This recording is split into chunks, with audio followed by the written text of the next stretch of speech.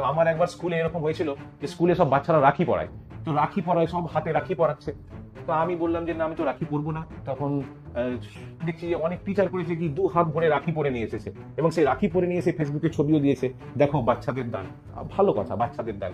কিন্তু যে বাচ্চাটা রাখিটা কিনতে পারলো না, 2 টাকা করে দাম এক একটা রাখি, সে কিনতে পারলো না, সে তার বাবার কাছে গিয়ে হয়তো বলবে যে সবাই রাখি পড়াচ্ছে, আর যারা রাখি পড়াচ্ছে স্যার হয়তো তাকে একটু বেশি ভালোবাসবে, তার প্রতি তার নজরটা একটু অন্যরকম হয়ে যাবে। ফলে সেই বাচ্চাটার বাবা, তার হয়তো সে ক্ষমতায় নেই, তার উপর একটা এক্সট্রা প্রেসার করবে, শুধুমাত্র কি আমার ভালোবাসা দেখানোর জন্য। আমার প্রয়োজন নেই সে ভালোবাসা দেখানোর, যে ভালোবাসা আমাকে এটা দেয়। তো টিচারদের ক্ষেত্রে এইটা খুব জরুরি আমার মনে হয়, যে এই বিভেদমূলক আচরণটা সে ছাত্রদের সঙ্গে করবে না।